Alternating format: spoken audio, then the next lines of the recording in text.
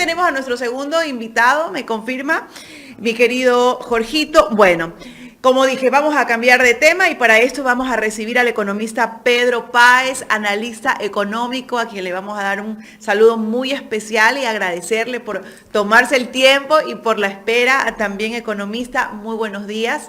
Gracias por aceptar esta invitación. ¿Me confirma si me escucha, por favor? Me escucho muy bien. Muchas gracias a ustedes por permitirme conversar un poquito sobre temas tan candentes y cruciales que si se perpetran conforme la agenda de los amigos del señor Lasso, del señor Cherres, del señor Danilo Carrera, va a ser terrible para el país. Sin duda alguna que sí. Pero bueno, vamos a ingresar, antes de tocar otros temas, primero al eje central de esta entrevista economista y es la seguridad social. Que se viene diciendo ya desde hace algunos años que, bueno, el seguro social está en quiebra, eso ya lo sabemos, pero que llegará un momento donde no se podrá pagar las pensiones a los jubilados. Para eso se buscan mecanismos o, entre comillas, los gobiernos siempre están buscando mecanismos para solventar y para salvaguardar los recursos de los ciudadanos en torno al seguro social. Pero esta reforma que plantea se siente más bien un golpe en la espalda para los ciudadanos en función de tener que aumentar las aportaciones. ¿Ese es el único mecanismo que hay o existe algún otro mecanismo que pueda estabilizar a la seguridad social en el país? La forma como usted hace la pregunta es excelente porque abre todas las respuestas. Yo no sé si alcance a decirlas todas de golpe. Empecemos por lo último. Esta propuesta, primero que no es nueva, es una propuesta que la vienen planteando, que la vienen intentando desde hace algún tiempo, que viene básicamente de los intereses financieros, tanto nacionales como transnacionales, por hincarle el diente a los fondos pensionales, por hacer negocio de la salud pública. Y ahora, ¿no es cierto?, con la presencia del vicepresidente de la República, con lo que pasó durante la pandemia, con el reparto de los hospitales, con todos los escándalos, incluso recuerde cómo estuvieron unos señores israelíes en la cápsula presidencial del vicepresidente de la República de esa época, en la época de Lenín Moreno, vinculado, incluso en denuncia de la propia ministra de gobierno, vinculados al reparto de hospitales, expresidentes de la República y toda esa situación.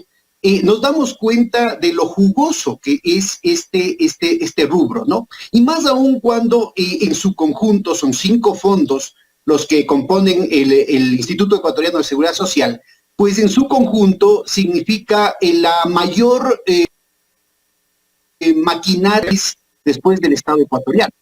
Entonces, que lleguen a manos de la banca privada en todo o en partes, con el nombre que se le quiera dar, con el eufemismo que se le quiera dar, va a ser fundamental, ¿no? Aquí estos intentos han sido respondidos con mucha conciencia por parte de la ciudadanía desde 1995, cuando estaba muy de moda ser neoliberal, con el CONAM, con el señor, el hermano del que después fue presidente de la República, el señor Noboa Bejarano, actualmente abogado de Lasso, pero también abogado de los Isaías, ¿no es cierto?, que estuvieron armando las cosas para ya el reparto. Y la gente les dijo que no. Y les ha dicho que no repetidamente, y les ha dicho que no también en la Constitución de Montecristi, con lo cual lo que tienen que hacer es darle la vuelta al asunto, maquillarle de alguna manera para hacer una privatización taimada, como ya lo están haciendo como hicimos la denuncia aquí el día de las elecciones. Recuerden ustedes que lo que decían que era intocable la Reserva Monetaria Internacional, que no había cómo tocar ni un centavo porque se iba a caer la dolarización, porque iba a haber crisis financiera y todo tipo de chantajes. Resulta ser que en 5 segundos sacaron 1.500 millones de los fondos pensionales, de los fondos de los afiliados, para comprar cartera de los grandes bancos. Entonces, ¿cuál es el gran problema, no es cierto? Que quien origina la deuda es, por ejemplo, el Banco El Pichincha, el Banco de Guayaquil, y ahora con los créditos vinculados se prestan ellos mismos, los créditos vinculados que son los que provocaron el zafarrancho bancario de fines de los años 90. Se llevaron el santo y la limosna de los ecuatorianos. Pero en ese entonces esperaban que el banco quiebre para que el Estado les haga el salvataje. Es decir, era un salvataje ex post. después de que ya estaba el muerto.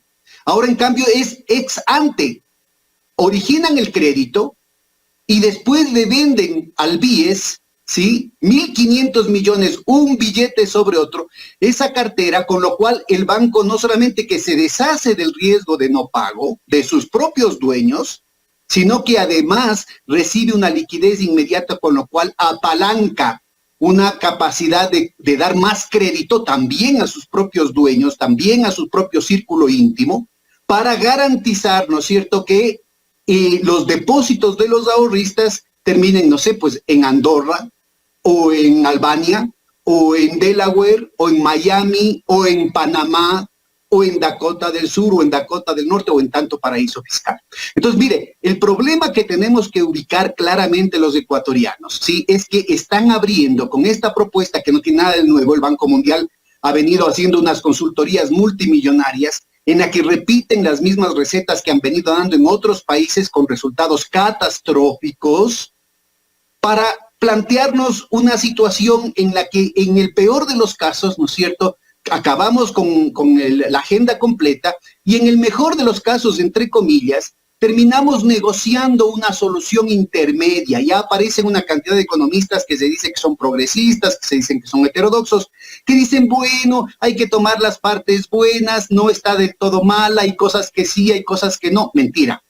Aquí hay cosas inmediatas, como por ejemplo entregar los fondos de cesantía, entregar el fondo de reservas a la banca privada, ¿no es cierto? Ahorita, cuando la banca privada viene teniendo las tasas de ganancia más altas de toda su historia, año tras año, inclusive cuando el Ecuador está en crisis, inclusive cuando la mayoría de los ecuatorianos no alcanza a completar el mes, y sacan esa plata al exterior, por ejemplo, al Banco Banissi en Panamá, al Banco Balboa de los INA Papers, a los fideicomisos en Miami, etcétera, etcétera. Entonces, lo que resulta es que están convirtiendo a eso que debería ser un instrumento de ahorro de largo plazo para las inversiones que promuevan el desarrollo nacional, al mismo tiempo que cubre las necesidades de los afiliados y extiende estos derechos universales a toda la ciudadanía, están convirtiendo otra vez en caja chica de la banca privada. Y acabo solamente diciendo lo fundamental que usted dijo al principio.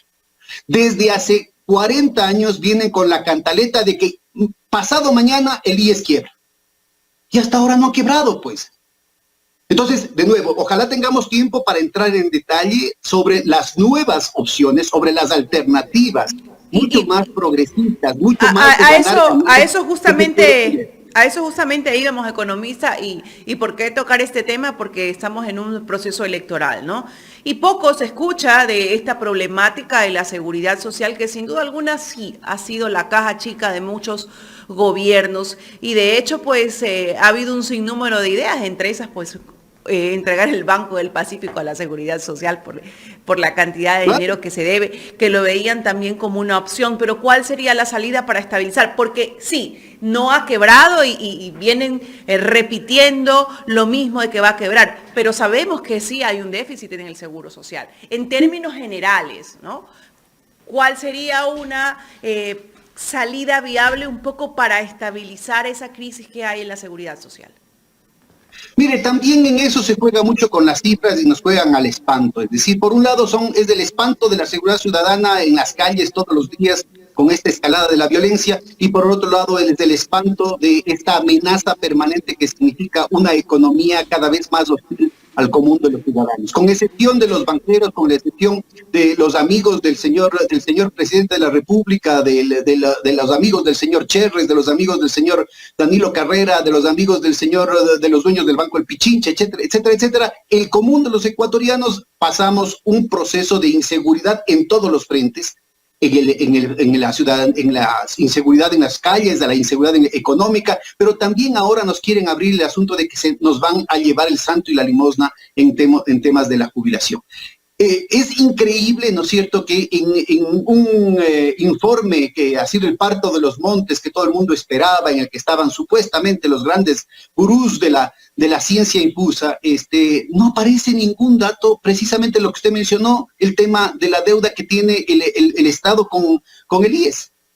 Entonces aquí la cosa es muy sencilla. Se quiere satanizar el asunto en términos de que si es del Estado o si es el sector privado, y eso no es así. Aquí de lo que tenemos que hablar es de los derechos de los jubilados, de los derechos de los afiliados y de los derechos de todos los ecuatorianos que no están afiliados. Porque solamente el 11% de la población en edad de jubilación cuenta con fondos pensionales. Porque solamente en el mejor de los casos, en la época de Correa, después de que hicimos esa auditoría de la deuda externa y esa recompra a través del IES de los títulos valores de la deuda, de los bonos global, que permitió comprar a 30 centavos por dólar en promedio, y con eso el IES pudo presentar para que se le entregue en valor nominal del 100%, con esos recursos se logró duplicar el número de afiliados, y cuando se duplicó el número de afiliados llegamos al 30%. Y con las políticas neoliberales de Lasso y de Moreno, lo que han ido es desbaratando el mercado laboral, generando una precarización precipitada del mercado laboral que hace que muchos de los afiliados hayan tenido que dejar de aportar porque ya no tienen empleo, porque no tienen recursos, porque no tienen un empleo adecuado. Entonces, aquí está justamente la clave de las alternativas. En lugar de entregar eso a la banca para que se presten a ellos mismos, como ya lo hicieron en la crisis bancaria de los años 90, para evitar que esa plata termine en Andorra, como por ejemplo si es que el Banco del Pichincha, el Banco de Guayaquil le prestaba al señor Luque Lecaro esa plata para un crédito y después le vendía a esa cartera al Banco del BIES, ¿sí? Con lo cual el Banco de Guayaquil aumentaba su liquidez, se deshacía de ese riesgo, pero el que tenía que cobrar para las calendas griegas era el BIES. Vaya usted a cobrarle en Andorra al señor Luque Lecaro, o a Argentina al señor Luque Lecaro, o vaya a comprarle a los amigos del difunto señor Cherres, ¿no es cierto?, que se ha visto cómo es socio con altos funcionarios de ese banco, ¿no es cierto?, en Albania o en Panamá. ¿Cómo hace usted para que el BIES pueda recuperar esos recursos? Y no hay información respecto a eso. En el informe tampoco hay información respecto a estas inversiones que se están haciendo con las grandes empresas, con los grandes bancos que se están yendo al exterior y que no hay cómo cobrar. Es lo que se conoce como riesgo moral y selección adversa. Riesgo moral porque el que hace una acción no tiene que responsabilizarse de las consecuencias. Y selección adversa porque en ese contexto es preferible asumir los proyectos más riesgosos, más difíciles de recuperar, antes que los proyectos seguros, los proyectos serios, los proyectos que van a tener resultados en el largo plazo, que es lo que se necesita para la sostenibilidad de la seguridad social. Entonces, mire, la cuestión en lo que hemos conversado, estamos tocando puntos medulares, pero de ninguna manera exhaustivos. Este es un tema sin duda complejo y hay que hacer cambios. Están las claves de la solución. En primer lugar, ¿no es cierto? Es cierto que se está envejeciendo la población y que cada vez hay menos aportantes para sostener a los mismos jubilados o a más jubilados. Eso es cierto. Pero la solución está en ampliar la base de aportantes, cubriendo al conjunto de la población. Ahora estamos casi menos de un cuarto de la población económicamente activa está siendo cubierta por el Seguro Social. Dupliquemos nuevamente la cobertura del Seguro Social para que se aporten, así sean realitos. Lo importante de esto es que la colecta masiva, ¿no es cierto?, permite un flujo de liquidez que va a permitir con la adecuada administración operar sin dificultades a los 5 fondos. Hay que recuperar, como bien mencionaba Calita hace un momentito, con esto acabo, Jaime, un segundito, el tema de la deuda que tiene el Estado. Y entonces ahí tiene que entregarse activos protegidos, como ha sido, ¿no es cierto?, el caso del Banco del Pacífico, con una administración neutra, una administración técnica, y que garantice el flujo de recursos, pero que no permita incidencia política allí, para obtener, ¿no es cierto?, un elemento que evite una mayor concentración bancaria, como la que ya se tiene con el Banco de Guayaquil y el Banco del Pichincha, y al mismo tiempo se pueda tener una sinergia muy importante con el Banco del BID.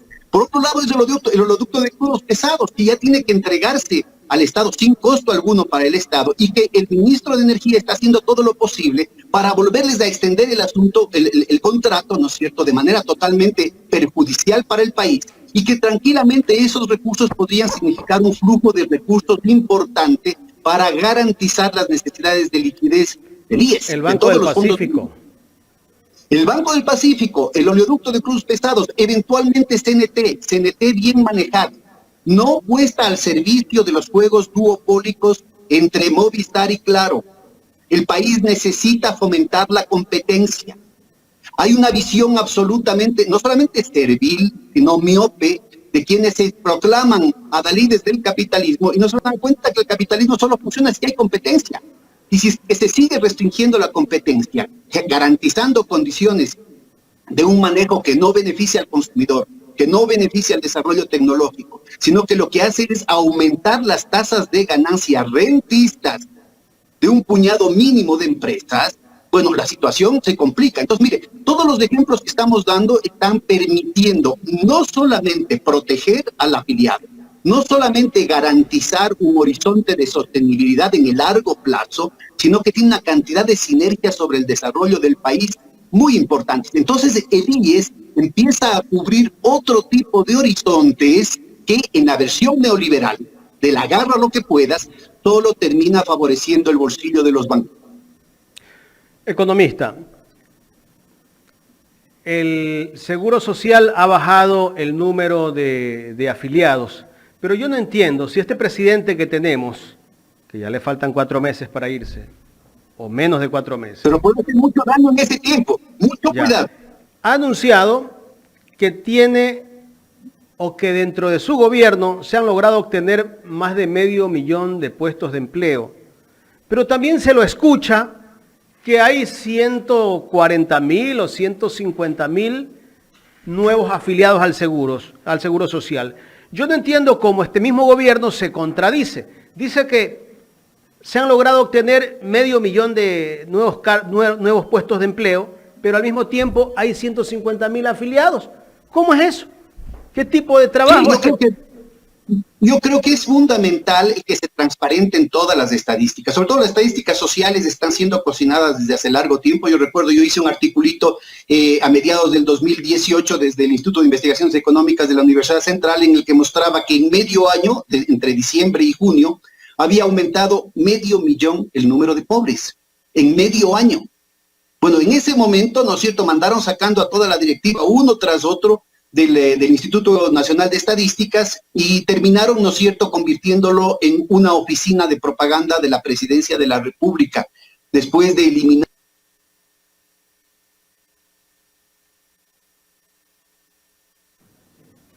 Bueno, algo pasó, se cayó la señal, vamos a esperar a ver si se vuelve a conectar el economista Pedro Páez. Estamos haciendo un análisis de la situación de la seguridad social en el Ecuador, que este gobierno quiere aumentar el número de aportaciones para los jubilados. Las personas que tengamos que jubilarnos, no sé si entro yo, o será para los nuevos. Vamos a tener que esperar 5 años más. Y seguramente tienen intenciones no solo que sean 5, sino 10, 15, que la gente tal vez se jubile cuando ya casi que esté listo para ir a descansar. Regresamos con el economista Pedro Páez, que nos está haciendo un análisis bastante amplio y explicándonos cómo es el tema de la seguridad social, Jaime. Yo me quedé con una pregunta para el economista ya en la recta final de este diálogo que me parece interesante. Economista, bueno, se plantea una reforma a las pensiones o al aumento de pensiones de la seguridad social. Ya no 60 años, ahora nos quieren aumentar a 65 años, más aportaciones. Pero la comisión especializada que ha puesto el gobierno dice que no están aumentando la edad, que están aumentando solo las aportaciones. No sé a quienes quieren engañar con eso. Si aumentan las aportaciones, se aumenta la edad. Pues mire, lo que usted está mencionando es absolutamente cierto. Más allá de los detalles que todavía, ¿no es cierto?, están borrosos en el informe que se presentan, lo que quieren es aumentar las recaudaciones y reducir los beneficios para los afiliados, incluyendo los derechos adquiridos de la población. La alternativa, insisto, es al contrario, es mejorar los servicios, aumentar la cobertura, duplicar la cobertura, con lo cual la base recaudatoria de parte de los aportantes, sobre todo jóvenes, de gente que no ha tenido esas posibilidades, va a aumentar. Esos recursos se pueden invertir en el largo plazo. Hay ejemplos importantísimos. Aquí mismo en América Latina, por ejemplo, el Banco de Desarrollo de Brasil está basado en los fondos pensionales con las grandes obras de infraestructura que garantizan. Hay que dejar de satanizar al Estado con esas grandes obras de infraestructura. Por ejemplo, Itaipú, las grandes hidroeléctricas, las grandes centrales, inclusive centrales nucleares, han sido financiadas por el Estado y no en gobiernos de izquierda, inclusive durante las dictaduras militares, y ha durado durante varias décadas proveyendo un flujo muy importante de recursos. Como en el caso ecuatoriano lo han hecho también las hidroeléctricas, han hecho las inversiones petroleras, las inversiones en el sistema eléctrico interconectado, como pueden ser inversiones en tecnología, en fin. Entonces se pueden hacer tranquilamente esas cosas sin ningún tipo de engaño. Aquí claramente lo que quieren es quedarse con la carne para entregarla a la banca y que el Estado se quede con el hueso. Lo que es más importante, el momento en que toca resarcir, después de recibir todas las aportaciones durante décadas de parte de los trabajadores, el momento que toca pagar las jubilaciones, termina siendo el Estado el que cubre el hueco, porque la diferencia histórica en Chile, en México, en Uruguay, en varios países, ¿no es cierto? La diferencia entre el último sueldo con el que aporta el trabajador activo y en la primera jubilación, la primera pensión que recibe, es del 20%, es decir, no es del 20% menos, es que es solamente la quinta parte.